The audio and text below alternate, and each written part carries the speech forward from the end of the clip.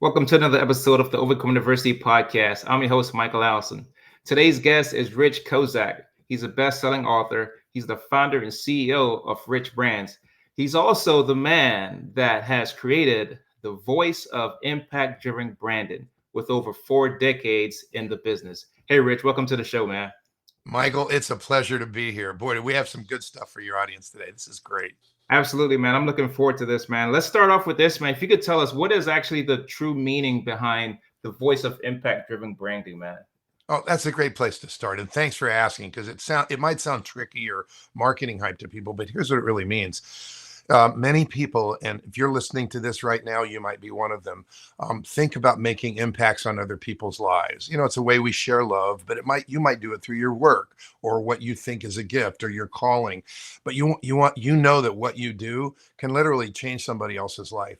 And so for those people, and we all kind of move into that phase in our lives sometimes. Sometimes kids have it as teenagers, but many times people are when they get into their midlife and they're looking for more significance. So they really want to make an impact on the people's lives or the world they touch. And so impact-driven branding is a process of steps.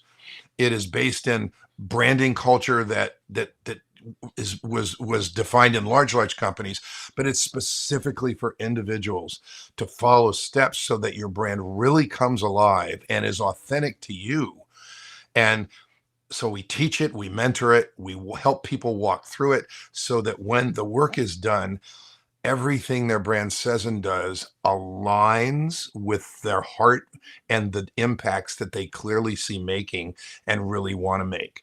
Everything aligns. It doesn't confuse people. It comes alive. So it's a process that helps impact-driven individuals help their brands come alive and really attract those they most want to impact. And it's a blessing to your business and to your life. So pay attention. People don't think of branding like that, but it is a process. And when done well, it always works. And it's great, particularly if you're impact driven. Thanks for asking. I agree with you with that, man. I think alignment is the key when it comes to branding. I think another thing to that too as well is clarity. Everybody wants to have some clarity when it comes to your branding. For yourself, Rich, you know that you've been in this with over 4 decades in the industry, right? Can you talk to us a little bit about what was that pivotal moment for yourself when you said, I'm going to step into the space of branding, I'm going to step into the space of entrepreneurship, and I'm going to start helping people in that space for yourself? Wow. Okay, well, you know a little bit of my story. So for 20 years, I ran a high-tech ad agency with partners all over the world. And I didn't think of that as being entrepreneurial, although I was helping people with their big companies and guiding them making strategic decisions in the way they presented their brands. But I resigned that career at age 50 because I was doing all-nighters. I would say I was addicted to it.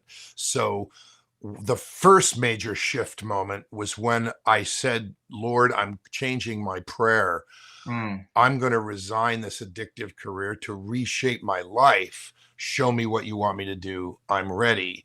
And I started working in real estate for my own account as an investor. And I started getting involved in multi-level marketing companies and so forth. But individuals in my networks asked me to help them. Oh, can you help me build my individual brand? And I tried to let that bounce. You know, I don't do that anymore. And they told me that's not true. Everybody uses your language. You sit down and talk to us about our businesses. You're like brilliant. I want your help. So I created a process based on what we used with big companies to help individuals define and language their brand with a deep foundation of clarity that came from their heart inside them, the impacts they clearly saw. And one day in a choir loft, I had the next moment, and that was I realized that this process, helping individuals get really clear about what's in their heart, the people they know they can impact, the impacts they clearly see making when they thrive at what they already do or want to do, and then helping them define and language the brand they must become, speeds them to the impact, speeds them to financial success, and gives them a platform for them to step into why they're really here. Because our businesses are not really why we're here. There may be vehicles, but God Mm. created us for a reason. And when we can have a platform that makes it much more easy to step into why we're really here. That first book might be about what you're famous for, but that third book is going to be about why you're really here. And it's like when you define in language that brand, now you take yourselves to the highest level of impact that you're made for. And that's what we all get to do. So those two moments, I'm resigning this addictive career, and then I decide to help people, and I realize that the aha moment was, who put those desires for impacts in people's hearts that Mm. they're mining and putting on paper? My life says it's God. And so whose work is this really? It was a speaker, one of the speeches I do to mostly Christian audiences, because as you might imagine, but I speak to all audiences, but is, when does branding become God's work? It's when you mine those impacts and then you step into that and you realize there's a pathway that can be easy to get to the why you're really here. It's like, whoa. Um, this is the Overcoming Adversity podcast. So there were a couple moments in my life that almost took me out. Mm-hmm. And I know you probably want to talk about those, but those were huge change moments. And um, so when I realized that it's not even my work, and it's not that I don't do branding anymore. It's like, I've been perfectly prepared to do this. I get to do this. And who comes is not up to me. It's like, these are pretty big moments. And it's not that I have to do this. I didn't say, like, I have to, I have to go back I have to get a new job. So I created Rich Brands to be a place where we evolve. And please let this land on your heart. This is not hype. We evolve individuals' brands with a deep foundation of clarity. And that's often missing. It's the lack of clarity that prevents brands from coming alive. With energetic longevity, in other words, we want people to be so clear and so enjoy and so successful that they get to do it for decades more. And with divine purpose, realizing that we all have the opportunity to step into our highest possible impacts that we're here to make. Why not? And if this can speed the process, ease the process, wow. So I created Rich Brands to evolve individual brands with a foundation of deep clarity, energetic longevity, and divine purpose. And that's what we do every day. I love that, man, because I've seen it personally within my own friends and family, and I've also seen it from afar when I see it with other people. And what I'm getting at is, I've seen it where I've seen some people work in certain jobs and they're in that role and they'll retire.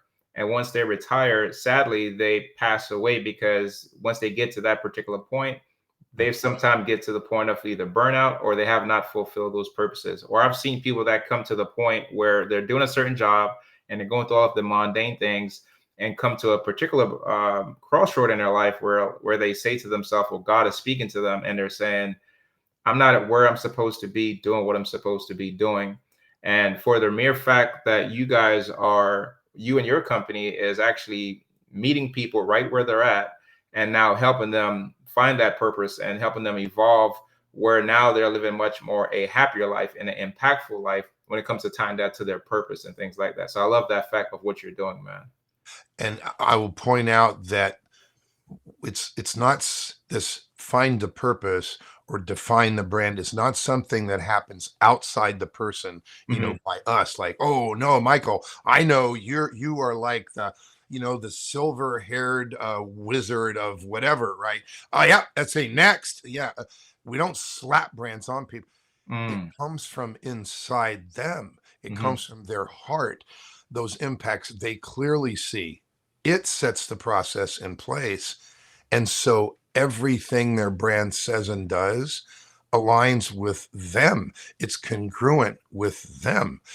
We actually give people access to their own authenticity. Is that crazy or what? Don't I we love all that, man. don't we all need that? I mean, what a delight. We do. We Yeah. do. Yeah. So, Rich, as somebody that's deeply immersed in branding, how do you navigate challenges in reshaping a brand for companies across diverse industries? Because not every industry is the same. So how do you do that? Well, I did companies for years, and I Mhm. have individuals who own companies. They're the champion, they're the founder, they're the champion. So when we're working on the company, we're working on making sure we're congruent with them and their heart. Mhm. Right. So the process is the same. And Mhm. remarkably, I have coaches who say, "Hey, you pick a niche. Is it going to be attorneys?" And I'm like, "No, we don't do that." It's like the common denominator is the desire for impact. It's the common denominator is people who are ready. I did this for 20 years, but now I want to do what I love. But they know they need a brand, or at least they think they do, or, hey, I've done this for 20 or 30 years, but I want to take it to a higher level. I want to do some new stuff, but I'm not sure how to shift that. I don't get how to know how to build those stairs to that next level. Those people, it doesn't matter where. Let me give you some examples. Here's some examples of clients. I just told you there's a fire captain, 37 years in the fire department, wants to create a leadership brand to share values in the way he sees leadership can really take organizations to a higher level. A woman who born in Africa, who it was an attorney and decided she wanted to help law firms shape the variety, the diversity of their attorneys to better be prepared for the increased diversity of their clientele. And she's the global director of diversity, equity, and inclusion in a major ABA top 50 law firm. Um, Someone who works with individual families to guide their financial planning. So there's all these attorneys in the room, and she's at the head of the room calling the shots, and having legacy retreats with families across generations, Mhm. defining what their legacy will be. It's like, I can go on and on. I have people who integrate software, people who help people overcome abuse as children. It's like, and we help them write books. We have a client who just wrote a book called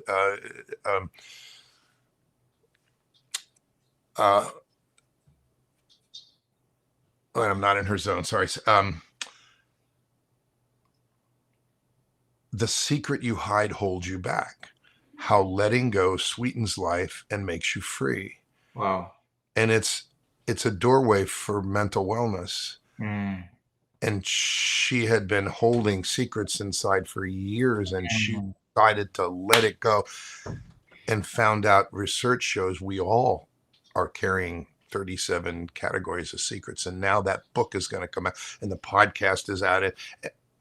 So, she could have stopped. She could have stayed down in the dark hole. We all get to step into that. So, regardless of industry, the process is the same. The process of the steps that you get to go through, the 4 things that you must build into your brand to make it come alive. Otherwise, it will fall flat. Fall flat, like create confusion or misinformation, and you don't get credit for what makes you outstanding. Fall flat. Like somebody says, "What do you do?" and you tell them, they go, "Oh, that's nice." That's fall flat. Not fall flat means, really, wow. I got to go, but can I have your card? Okay. There's a big difference between come alive and fall flat. Most brands fall flat. You have to have 4 things, and write these down while you're listening. I mean, seriously, congruence with your own heart. You Mhm. got to be in congruence with your own heart. Otherwise, you'll be in conflict, and people smell it, feel it, and you'll never be authentic. Um, Consistency across the board. People make dumb mistakes. They hire marketing guys to do this and do that. We try this, we try new language, new this, new that, and it just create confusion or misinformation. You've got to be consistent across the board. So you got third is unique language that transfers energy, and it's consistent language. You use it over and over and over, but it's unique. and it transfers energy. There's a big difference between saying, I'm the branding man who manages the 31, you know, in, um, steps uh, of iterative brand development, you know, and put people asleep. Like, well, what do you do? Well, people say I put rocket fuel in their branding gas tank to take them to their highest level of impacts. It's like, I want that. What's in there? It's, you know, to create the unique language that has intangible brand promises that attract people like a magnet and get you credit for exactly what makes you different. It's not fake if it's built on those impacts you clearly see making on the people you clearly want to make those impacts. And it all comes from that. It all aligns with you. And every language, every word that the brand uses aligns with those impacts and gets you there faster. It is so good. And people don't know it exists, but it's irrelevant to the industry. You could be doing anything. The common denominator is you see the impacts and you want to make them. Man, I love that. You know, I've when I first got started into entrepreneurship, I um I struggled with some of those things that you just mentioned, and then I purchased a franchise, and I was running a franchise here, and I noticed how things were set up where the everything was consistent, the message, the language, all of those things were so congruent, consistency, and that was one of the fastest blueprints that I've ever seen in regards to like getting into the industry, and in regards to like the mission or what we stood for, it aligned with our customers too as well. And that's one of the fastest way for us to help penetrate here. And I was here in Boca Raton, Florida, and was penetrating the market here just by that message of how it was putting things out there. So you're so right when you say that, Rich. I appreciate that, man. And let's take a moment to answer. It's almost the elephant in the room when we're talking about branding. You know, what is a brand and what is branding? So here you go, really quick, and please write this down and let it sink in. A brand is a perception. That's it. But it's not your perception, you see. It's everyone else's perception. It's not your perception. You can talk all day long about what your brand, well, you know, doesn't matter. What matters is what other people think it is. And so branding is all those things you get to do to shape a consistent perception in the minds of those people whose lives you want to touch. You know, and if you're selling fast food, it's the people that are within the radius of that restaurant, you know what I mean, in the trading area.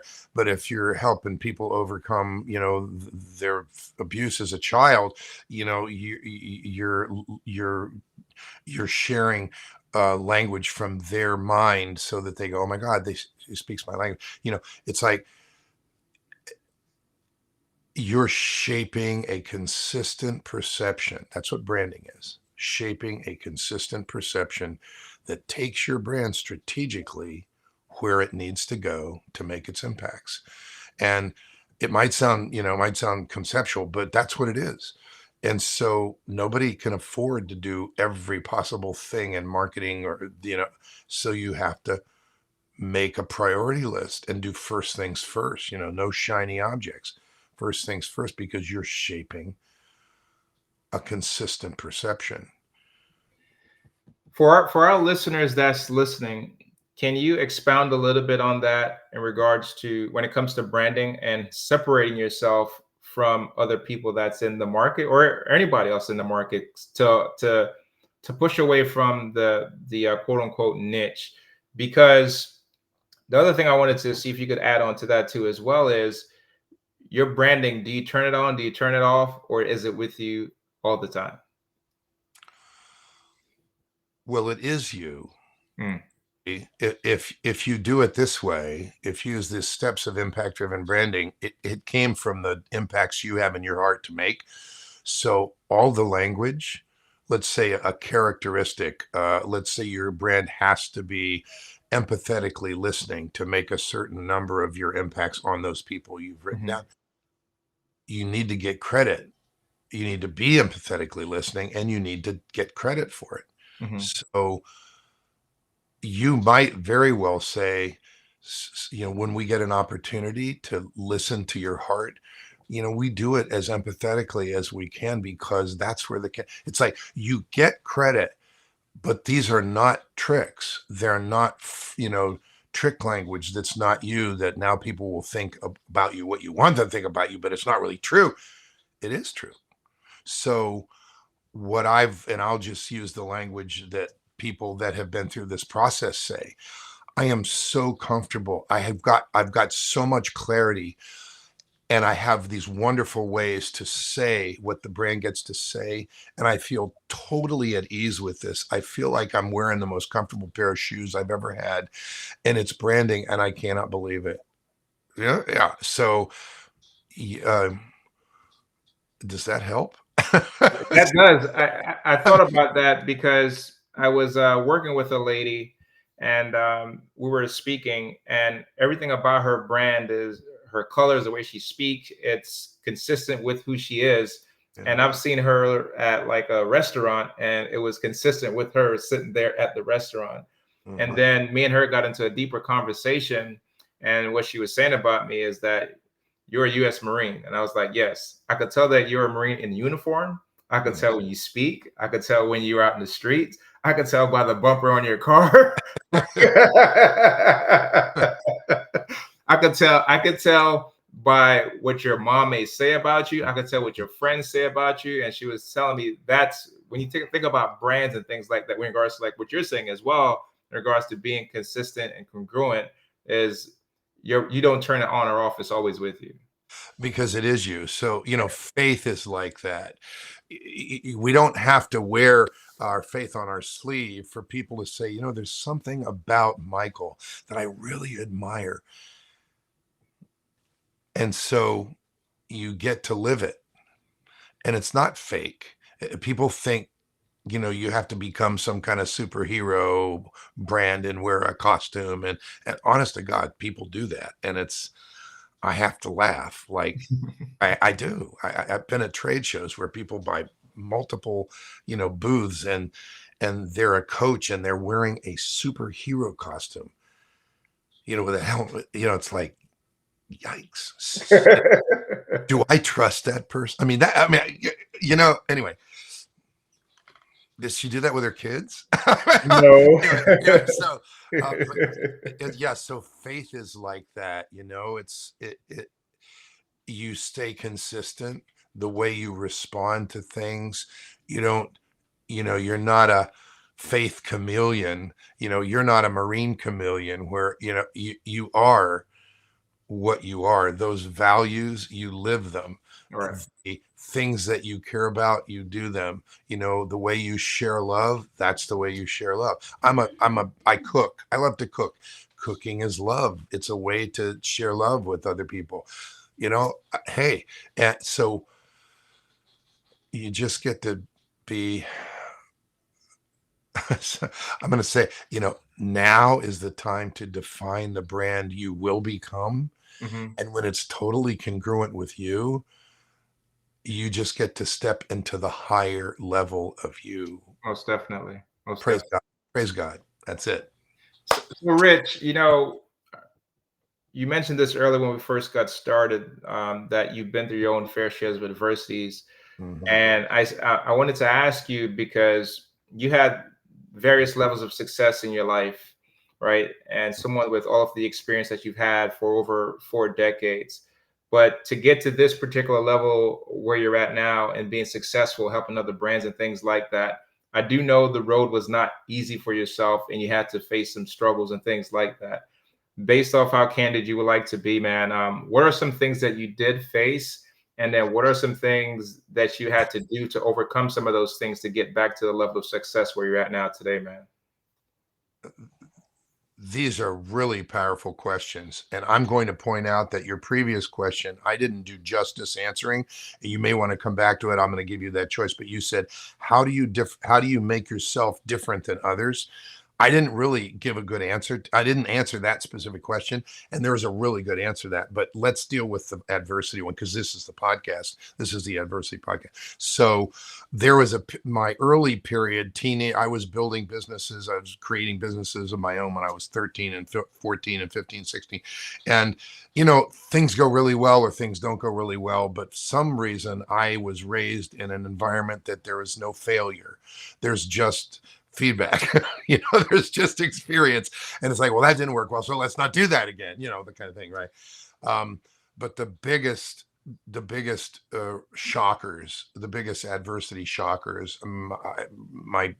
we talked about my resigning at age 50.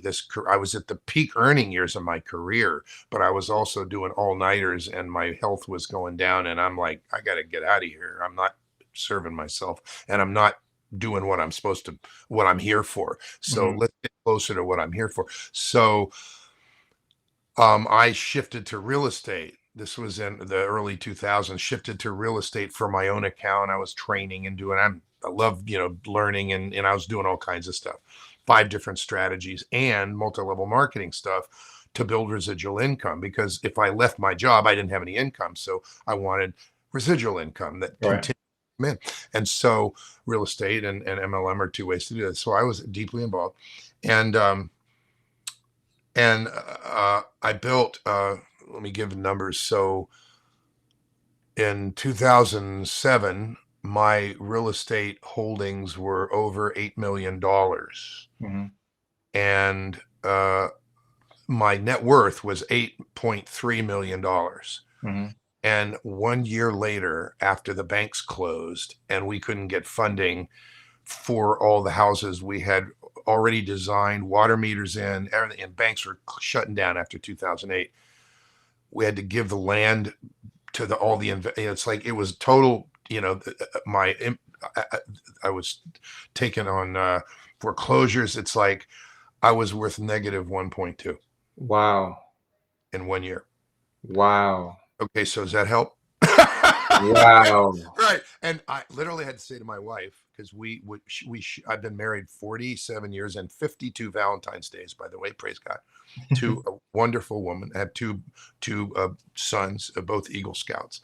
That tells you something about the way I spend some of my time. But and here I am. I chased it with money and I couldn't save it. So now a lot of that money I made at the agents, it was gone. And that's financial adversity. We weren't on the street, but that vision of how we retire was like, and there was a lot of debt. That's a gut punch. And we're in our, late 50s, mid 60s, it's like, we're getting there. And it's like, do I allow my wife to retire? And we're like, what's going on here? It's like, and so I am probably being a lot more candid than I've ever been anywhere, but I will say this. I have 2 sons, and,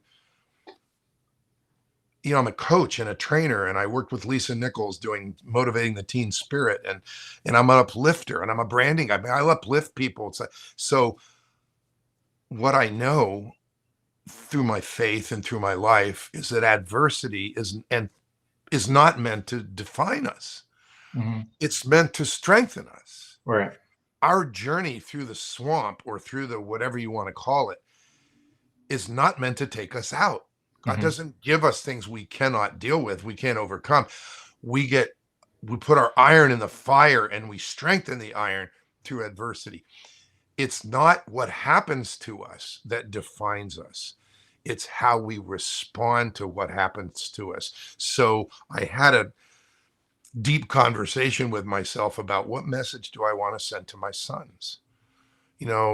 Do I want to send them, well, my dad was doing so well, but then he kind of hit the wall, and now he's, he just hangs out, and, he kind of whines a lot, cries a lot, but, or, it's like, wow, like one day my dad was on the top of the mountain, and next day he was like in the hole, and now he's like doing, like, I don't even know how he did. Yeah. And so I made a commitment to just to envision the next level. And entrepreneurs do that all the time. And if you're listening to this podcast, I love you because you have your own journey. You have your own hurdles. One of mine was this financial adversity. And we did legal things, we did financial things. During that period, there were decisions made about coming back into, because people asked me to help them, and so I chose to help them, and then realized I think this gift, this skill that I thought I had, is really a gift. And I find myself praying a prayer of thankfulness for the gift that I can share, and that I can literally help transform people's ability to transform people, because they want to impact people, and I can speed that process along and make them way more successful and get them into the purpose they're here for, and they can help others do that same thing. It's like, are you kidding me? Now I realize this is what I get to do, and I'm on fire. It builds the business back. The financial problems are over. It's like, and now I'm working on bigger ideas with individuals who have bigger ideas than I do. And I when I look back and I think about that, the initial moments of adversity, people that had told me I was an angel to put them into a lease option house that they couldn't afford, and they were in for 3 years, and then the market turned, and now they were raising their middle fingers and telling me I was the devil. It's like, what? These are not things I want to go through again. I'm not a litigious guy, so it's not like, yeah, I'll see you in court. I don't go to court. It's like, and so it's like, okay, yeah, I didn't want to do that again. Uh, so yeah, adversity, and I don't. My own financial challenges is one thing. I have many clients who are coaches who help people overcome everything from limited beliefs, and I'm a certified trainer of NLP, so I listen with those ears. I don't train, but I'm certified, and it's marvelous, powerful work, understanding, and I use timeline therapy with clients if they need it, to help them put things on their timeline or go back and deal with things so that they don't feel that anger or sadness or fear or hurt or guilt anymore. But we learn that, well, I have a lot of coaches that help people overcome everything from limited beliefs to severe and ongoing physical and sexual abuse as children. One of our authors on Impact Driven Publishing authored a book called The Ugliest Word about incest.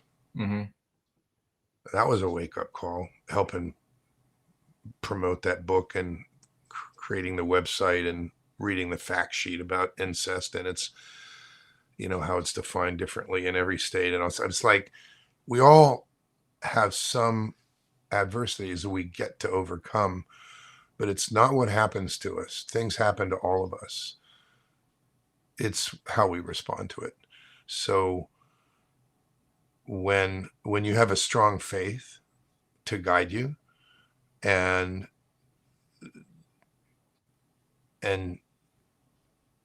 you have a set of values from that enables you to apply that consistently, like your marineness, you can have a faithness, a connectedness with your creator. It gives you that strength to know you're not here to be broken. You're here while you're here, and you get to make the highest level impacts that you can with the gifts you've been given. You get on with it. Don't let any adversity hold you back. I think of when Jesus was going through the valley and always being tested. And what he did was he chose to be resilient whenever all odds, all obstacles came against him, because that was testing his character, kind of like what you're saying. And I've always said this when either I've written my book or whenever I'm faced with adversities and things like that. for me, I think the mindset and the mentality started at a young age, but I would say that the Marine Corps really bolstered that in regards to always thinking of like what's next. You should never stay complacent, as in complacency keeps you stagnant, it kills you, and you'll never evolve from that. So I love in regards to like your story, man, and getting through that. I think about when you're saying the things around finances. I've been in tough financial situations and things like that. And being someone that's kind of prideful, someone that does not really like to go ask for helps and things like that, I had to do those types of things in regards to figuring out what's next for me. And I just would like to give a shout out to my wife too as well, because having her by my side and us going through things together has been the beauty with being being with somebody like that's always like supporting you and encouraging you to get through any tough times and tough situations that you're in, man. Well, you just brought up a whole bunch of memories. Amen on the wife. Amen on the behind every successful man. Absolutely. Yeah. Life is a team sport. We're not meant to do this alone. I learned that working with Lisa Nichols and motivating the teen spirit. Teenagers often feel they don't fit and start to feel alone. And that's the beginning of depression, and that can lead to suicidal thoughts. And it's a bad cycle. Yeah. We're not meant to do this alone. We're meant to be mentored. We're all made to be mentored. You can ask someone, hey, I love what you do. I want to do what you do. Will you mentor me? You're allowed to do that. And if they say no, you just find somebody else and ask them. Okay. But you're allowed, and we're also made to be mentors. So life is a team sport. Give back, pay it forward, ask for help. That's what we're here for. It enriches life. We are all interconnected, and we're all made by the same creator. Red, yellow, black, and white. The power of natural diversity is phenomenal. We're all connected. Yes, absolutely. So, Rich, you mentioned that you do some things on the side, right? So, can you tell us, how do you maintain and balance you being the visionary, the business leader, and the CEO for the Rich Brands, but now also a devoted family man, and you got two boys, you got a wife, and all of these different things? How do you find the balance in making sure you're running a successful business, but also making sure that you're there for your family to support them and love them, man? Great question. I'm blessed to work from my home. So my office, my studio, from where I speak, is in my home. I made a significant switch to be in the online event business. Mm-hmm. And I do those events from here. I'm on other people's events from here. So when this camera goes off and I go out that door, I'm in my home with family or not. So we just had Easter, and all Saturday morning before our children and my grandchildren got here for the big dinner that I had worked on the night before, I was on Zoom with clients back to back, bang, bang, bang, bang, and then walk out. And now as grandpa, and we take them down to the garden so they can, eat a kumquat or, see the little plants growing, and and then come back and eat with the family. And people say, hey, let's come back in 10 minutes, and everybody goes their own way, and I come back in here and do something, and then I go. It's like the biggest challenge for me, and I will give credit to one of my best coaches. Sir Kaya Redford is a beast mode. He's a he's a world-class sales trainer coach, but he also is a personal development coach. So I hired him to help put me in my best shape of my life. Mm-hmm. My last big birthday, which I won't mention, but it was big. And as we did the NLP breakthrough, and I had to say, like, I know what you're doing because I'm training. Yeah, but you got to do it anyway. And when you're in the hands of somebody, you can't see yourself. So Yeah. I heard my words parroting back. When I am in workaholic mode, I behave as if I don't give a hoot about my health. Mm. I said that. I used a different word, but anyway, we'll keep keeping this clean. So it's like, I don't care about, I behave as if I don't care about my health. And his point to me was, if you don't fix that, you're toast. So I chose to reprioritize my schedule and wake up at 5 a.m, do my devotional, do my prayers, get in an infrared sauna and bake, which helps. It's a anti-cancer. It overheats the body. It helps with circulation. Do lower body, upper body exercise before I get in there.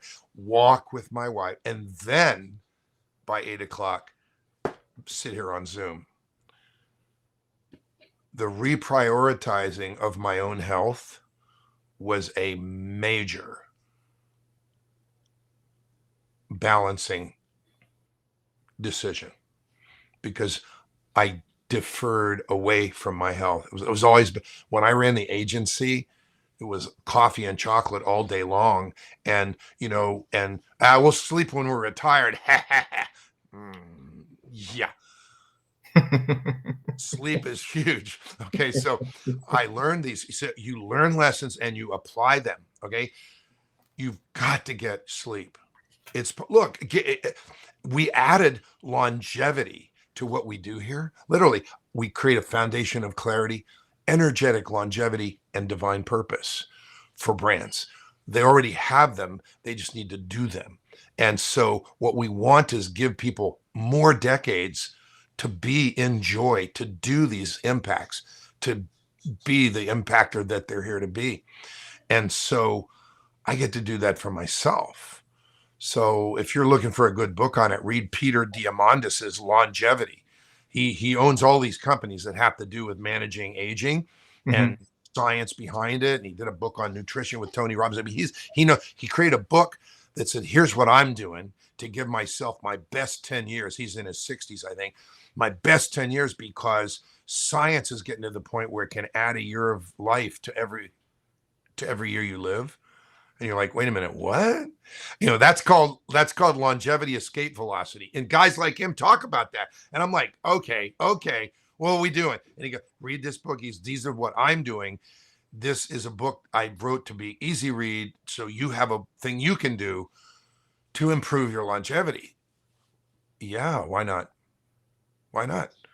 We don't want to just be old and wise, right, and decrepit. We want to be old and wise and energetic and vital and in motion, and and roll around with our grandchildren, not like say, I remember, that's no.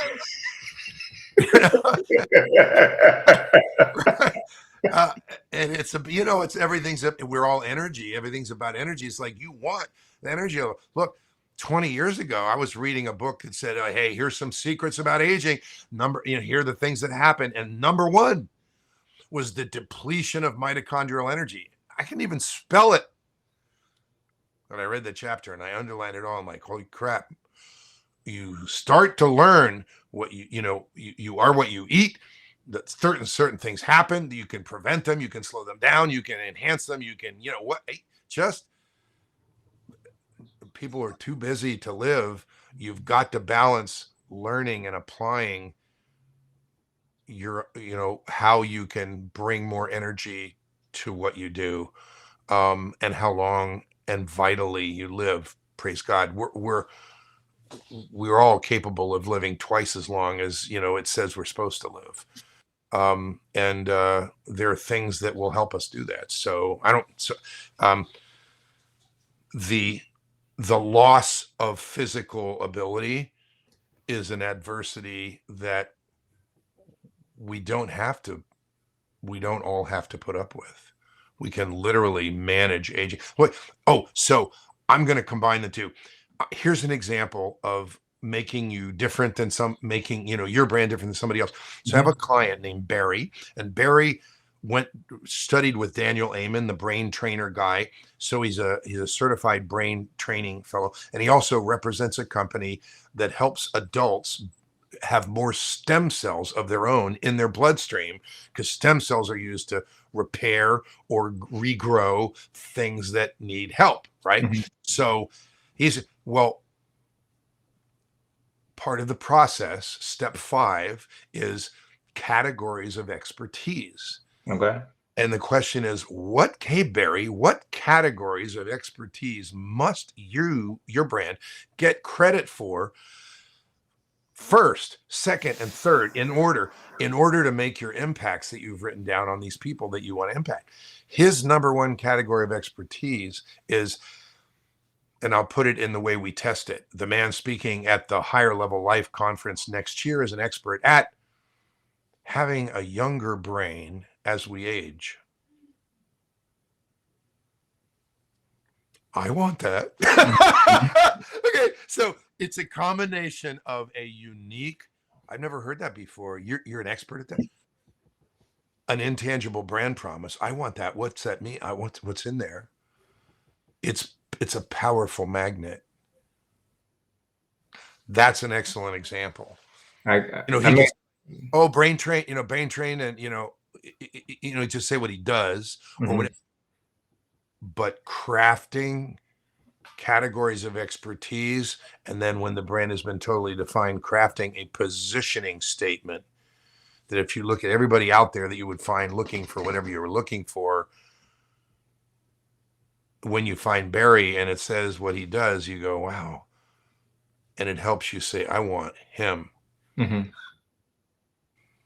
That makes sense now. I like that, because whenever I think of some of these people out here that have brands, or think about myself, or getting in the industry, what is so unique about you where you're the go-to person for this particular thing? Or whenever you think of Nike, you think of one thing. When you think of a certain person, you think of one thing. Those types of things is the aspect. That's what I was looking for too as well. Yeah. And we have to be realistic enough that people who have huge contributions are known. If somebody says, well, what are they known for? People can name something. Yeah. Like Tony Robbins is known for Release the Power Within. I mean, it's his foundational program.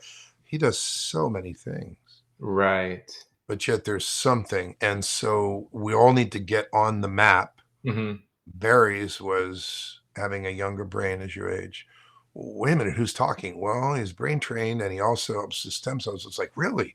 Yeah. And if you read the characteristics of his brand that he must get known for and have, it's like straight talk that's based in real science, that's statistically significant and not hype.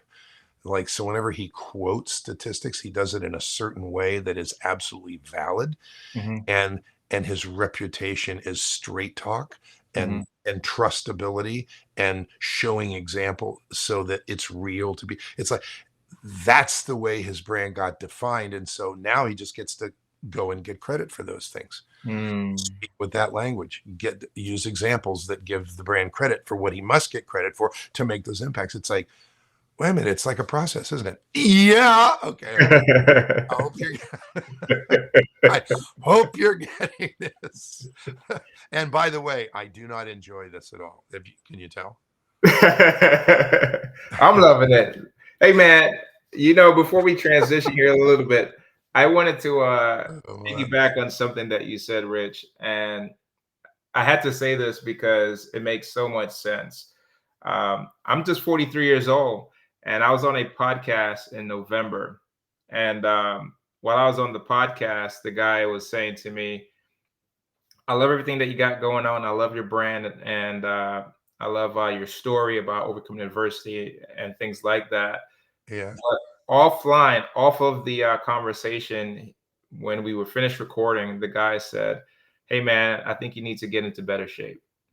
And from hearing your story, I could tell that you're business driven, you're mission focused, and all of these other things and stuff like that. And he told me a personal story.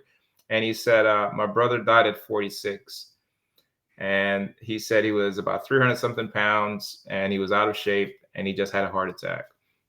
And he said he was similar to his brother. And he was, at the time, he was 55.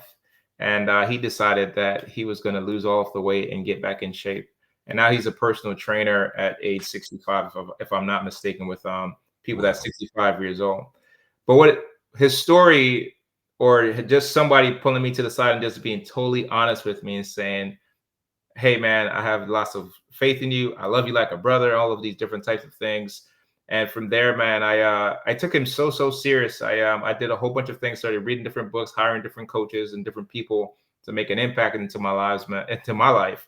And from there, man, I got on a program, got on a schedule, down 30 pounds, and still going at it, man. So I just want to say that I love the fact of what you're saying, because you're so right. Because sometimes we could be so business focused that we forget about some of the most important things especially when it comes to our health, man. Thanks for mentioning that, and I will lift you up. I noticed that as I went to school on you and watched some of your podcasts and looked at that, the person I'm seeing here is a reduced version in terms of girth from the person I saw in those photos. So way to go, man! I lift you up. Good for you. Appreciate it, man. Thank you, man. we can be accountability buddies as we move forward. Absolutely, man. Absolutely. So, Rich, man, I know that we spoke a little bit about all the things that you did with branding, but you decided to put that inside of a book. And I know you have a book coming out here that we got on the screen. Can you tell our audience a little bit about your book? What should they expect, and when can they actually get this book into their hands? Absolutely. Well, you can actually get the foundation of the book, which are the 7 steps. I offer a thing like right now, just email me, Rich at Rich Brands, and say blueprint, and I'll send you the impact driven branding blueprint. It's a page, define step 1, define step 2, and it's like I'm talking to you. So that's the basis of what's in the book. But in addition to the book, there's stories, aha moments that clients have had at different steps along the way, and a lot of encouragement about the way this works and how it always works. So it literally, this is not a book about branding. This is not some new kind of branding. It's a how-to book. It is 7 steps that ensure your brand impacts people's lives in the world. You get clarity for the impacts you will make and steps for the brand you will become. That's what it says on the cover. So it's intended to hand this process, to get accessibility to this process to anybody worldwide who wants to touch people's lives with their work or their gift or their calling. So thanks for asking. And literally email me, rich at richbrands.org, blueprint, and I will, give me your contact information, but I will send you a copy of the blueprint, and it literally will start you on the process. Literally steps 1 and 2 you can do with your eyes closed. You can do steps 1 and 2 with your eyes closed. Don't wait. Okay. It's not, you don't need some kind of, college degree, or, you don't have to like become something before you no, just get on it, and thanks for putting it across the screen. It's like literally, on the website, when you go to richbrands.org, it says, talk to Rich for 30 minutes. Mm-hmm. So people joke about me. Wow, you've been doing this for 47 years. You should be on a yacht or on a beach. I'm on Zoom. Okay. Take advantage of it. Literally, I don't even know who you are, but I tell you, I love you. If you know you want to make impacts on a higher level, and you want somebody with perspective to talk to you about that and what they see, and maybe give you a golden nugget or two, just go to calendly.com/richbrands and put yourself on my calendar, and I will talk with you. It will be a blessing to your business and hopefully to your life. Absolutely, man. So, Rich, as we get ready to wrap up, man, what advice would you give to a aspiring entrepreneur, kind of like was in your shoe, where they were working for a company and kind of at the middle of the road, where they're trying to make a decision that I want to step into entrepreneur, or I want to continue doing what I'm doing? What advice would you give that person that was sitting in your shoes right now and saying, should I take this leap of faith? Can I step out and start my own business? And can I trust myself to even do this without any blueprints, without any steps along the way, without any marketing plan, without no support from family or friends or anything like that, because somebody's going to say, you can't do that, those types of things. What advice would you give somebody that's aspiring to be an entrepreneur, man? You've made it a loaded question. You realize that? So yeah. I will just say that I have 2 target audiences whom I attract. One is what you just described. I've done something for, 20, 30 years. I'm done with that. I'm going to do my own thing now. Or I'm not doing this for anybody else. I'm doing it for myself now. I want to run my own business. I want the freedom to be at home. Or, hey, my journey, my life has given me this gift and I have this thing, but I need a brand for it. One of the said they've done something and now they're going to do something else, or they're going to do their own thing, and they know they need an identity. They know they need a brand, or don't they? Because they might not trust branding, or it's intimidating, or they don't really know, or they think a brand is a logo and, they're already lost because it's a lot more than that. So here's that mindset. And here's my response. If you are employed and you are thinking about creating your own business, use the period that you still are employed to make sure you have a firm financial foundation and that you put the plans together that you, in your loaded question, said you didn't have. No marketing plan, no idea. I mean, you need to take advantage of the fact that you're already earning money and put those things together. Sometimes there's a lot of help available online. There's a lot of free webinars, master classes that you can do after hours to learn things you don't know. So use them and realize that you need a business plan. Means how are you going to make money? You're going to have expenses and you have to make sure that the money you make is bigger than the expenses. You don't want to jump into a thing where you're spending your life savings and then you're not in business anymore, but you were never in business because you didn't have a business plan. So make sure you have a business plan of the ways that you can make money. And I think you'll be amazed at how many ways you can make money. You can create multiple streams of income, particularly these days. Look, if a woman, talk about online events. If a woman from Minnesota can teach fly tying online on Zoom and in an afternoon add $85,000 to her bank account, you can run a business. Seriously. Okay. So honest to goodness. All right. There's all kinds of people out there who need what you want to share. Just make sure that you, and this is from the branding fellow, close your eyes and ask yourself, what does it look like when it's thriving? And I'm not kidding. Thriving means everything's working. You have a course, people buy it and they love it. You write a book, people say it changed their lives. You do one-on-one coaching and people thank you. They say you're a blessing to their life. You do group. Think of what it looks like when it's thriving and everything is working. And of course, you're thriving, right? Think about what that looks like. But only put in that picture the things that bring you joy. Well, I'm going to have to write books. But I hate to write books. Then you don't have to do that. Okay. If you like to speak, have a podcast, be on Clubhouse, use the voice of your brand. Okay. Say, only put in that picture what brings you joy. Then step 2 is ask your heart whom it clearly sees impacting. And what are the impacts? Wow. Those 2 steps will put you further than most people that say, well, so I want to have my own business. But then they think, well, I have to be everything to everybody. And they make that stupid mistake that they don't focus, they don't narrow. And the way you get to focus is ask your heart whom you really want to impact and what impacts. That creates your foundation of clarity, and you can define the brand you must become to make those impacts and get there way faster and skip the marketing first. Here's the other nugget that you absolutely take this to the bank and know this in your heart. 47 years. You can get your own 47 years and come up with a different answer. You won't. It'll be the same answer. And it goes like this. Your marketing at its best will be the execution of an excellent branding strategy. Branding comes first. Who you are, what you stand for, whom you impact, the language of the brand. It's first, always first. Marketing is executional. So you don't go, oh, we just need some leads.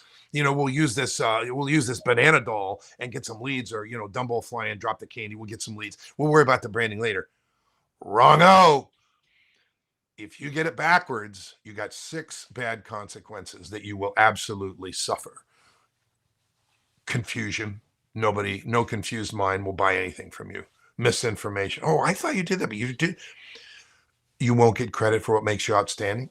Barry won't get credit for having a younger brain as your age because he doesn't say it. If he doesn't say it that way, he can't get credit for it. You've got to get credit, but you have to do the work to define the brand you will become and then execute it with marketing. So I sat on the board of directors of the American Marketing Association for 4 years as an elected vice president. And I'm telling you, marketing is execution. Branding comes first. Don't kid around. Okay, seriously. Does that help? Oh, that helps, man. That was all that you just said. Someone probably would have to obviously pay you to work with you for that type of information. And people could read a whole bunch of marketing and branding books, and you summed it up in regards to what you said. You could spend you just dumped 47 years of experience into this conversation, man. So absolutely. Get me while I'm still on Zoom, dude. If I move to the beach or the yacht, you're out of luck. I plan on doing this for as many years as God gives me life to do it. So I know I get to do this. So I'm sure our paths will cross.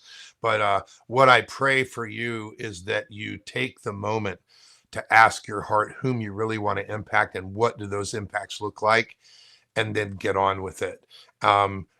Get the blueprint, send me an email, start the process for yourself, and it'll ensure you impact people's lives or the world you touch. Absolutely, man. Hey, man, how can people find you if they want to get you on their podcast, if they want to follow you on social media, they want to book their 30 minutes with you? Where can they find you, Rich? Well, the easiest answer for that is richbrands.org. Right on the top of the homepage, it says get the free FAQ videos, branding videos, and talk to Rich for 30 minutes. Those are 2 free gifts right on the top of the website. Okay. I want to speak. I've done so many industries and so many different types of people. I can customize a speech to any organization that's relevant to their key messages that they want their constituencies to receive. I love to do that, and I will lift up the brand in doing it. I want to speak. And the reason I want to speak is that inside those speeches, there are nuggets about what it means to decide to make impacts and then do it, what it means to choose to make the highest level impacts we can, and we all get to do that. Little nuggets of faith about why we know that we have unlimited capabilities because we're made to have those and we get to use them. I want to speak, so please ask me to come and speak to your organization.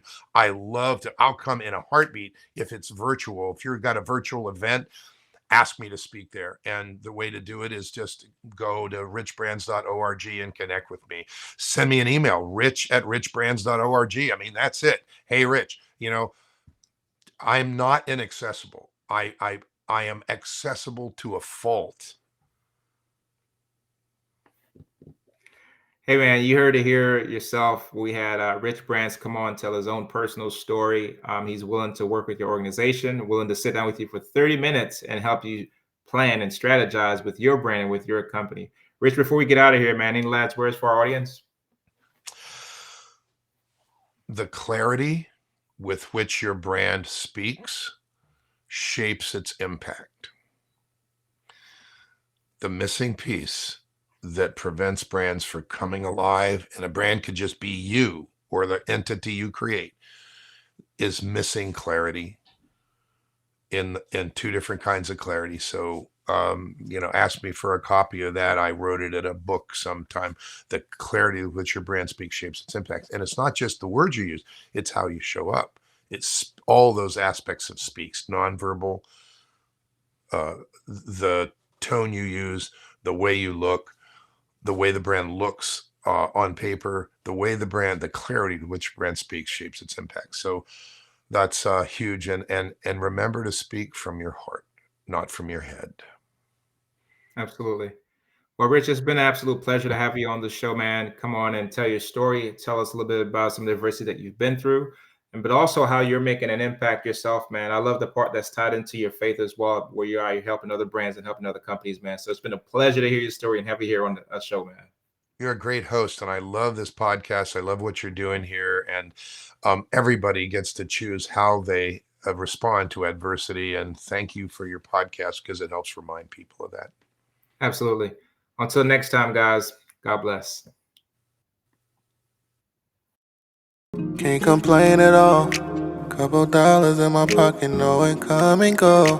Been working on my body, getting healthier. Thank God for clarity.